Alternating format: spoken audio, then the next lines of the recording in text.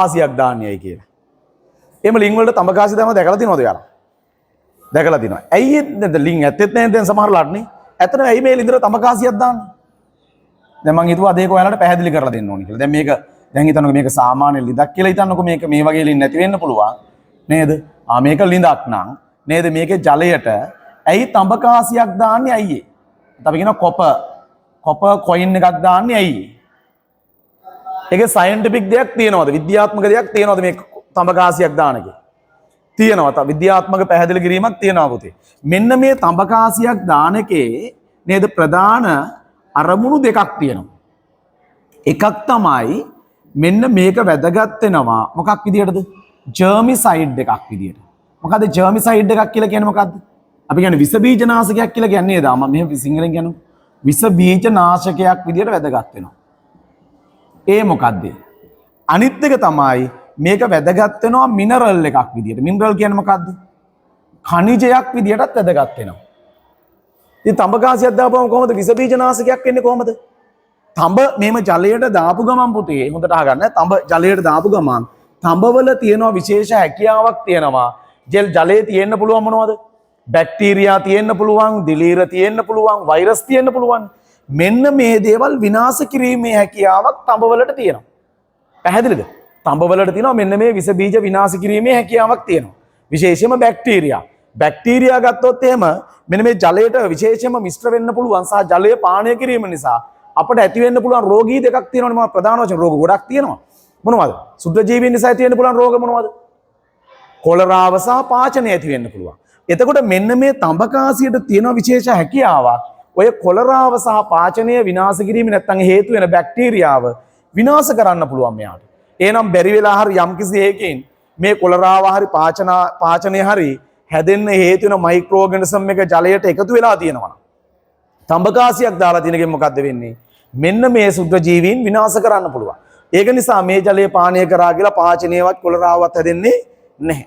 පාචනයවත් කොලරාවත් හැදෙන්නේ නැහැ. ඒක තමයි නේද විස බීජ නාශකයක් විදිහට නැත්නම් ජර්මිසයිඩ් එකක් විදිහට තඹ වැදගත් වෙන විදිය. අනිත් එක තමයි ඛනිජයක් විදිහට වැදගත් වෙනවා.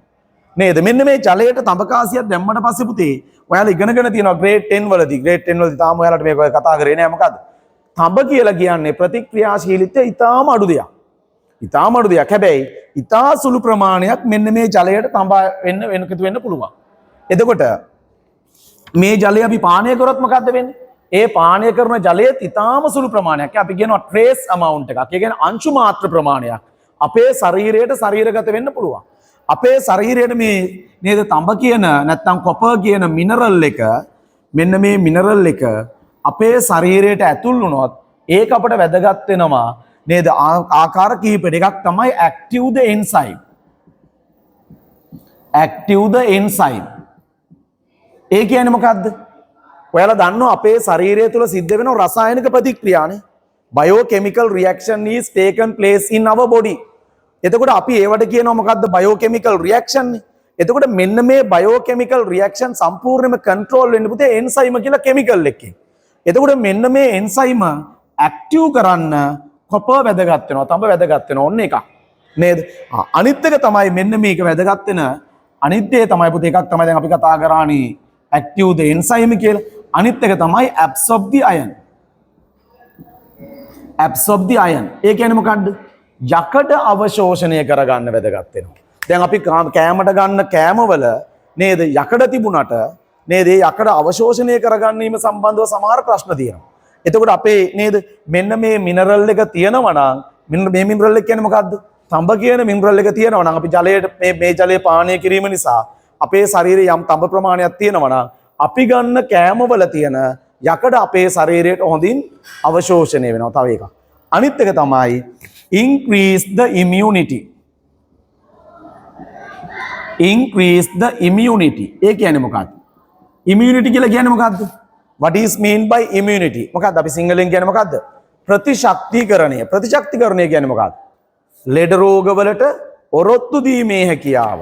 මෙන්න මේ ලෙඩ රෝගවලට ඔරොත්තු දීමේ හැකියාවත් වැඩි වෙනවනේ. එහෙනම් බලන්න ඉස්සර හිටපු මිනිස්සු අපි දන්නේ නැති වුණාට නිකන් අපිට සමහරලාට මේවා මිත්‍යා මත වගේ තේරුණාට මොකද්ද වෙන්නේ? ලිඳර තඹකාසියක් දැම්මේ ඇයි ඒ? මොකක් සඳහාද? මෙන්න මේ ප්‍රතිලාභ ලබා ගැනීම සඳහා නේ. මොකද්ද? එකක් තමයි ලින් ජලයේ තියෙන විස බීජ විනාශ කිරීමට, අනිත් එක තමයි ඛනිජයක් විදියට නේද එන්සයිම සක්‍රිය කරගන්න, යකඩ අවශෝෂණය කරගන්න, ප්‍රතිශක්තිකරණ පද්ධතිය නේද වැඩි දියුණු කරගන්න, මෙන්න මේවට තමයි නේද මේක විශේෂයෙන්ම කරන ඔය අවුරුදු චාරිත්‍ර කරනකොට නේද අම්මලා ගොඩක් වෙලාවට ගණදෙනු කරන්න යන්නේ ලිඳත් එක්කනේ නේද. දැකලා තිනවා, මම දැකලා තිනවා නේද අපේ අම්මලා බුලත් කොලේක නේද අඟුරු කෑල්ලයි තඹ කාසියයි තව මිරිස් කරලකුයි කියලා ලිඳට දානවා. මෙතන අයි අඟුරු කෑල්ලක් දාන්න හේතුව ඇයි? මම ඒක කලින් කියලා දිලා මොකද අඟුරු වල තියෙනවා මොනවද? ඇක්ටිව් කාබන් තියෙනවනේ. අඟුරු වල තියෙනවා ඇක්ටිව් කාබන්. මෙන්න මේ ඇක්ටිව් කාබන් වලට පුළුවන් මොනවද කරන්නද? ජලයේ තියෙන විස අවශෝෂණය කරගන්න පුළුවන් නේ. ජලයේ තියෙන විස අවශෝෂණය කරගන්න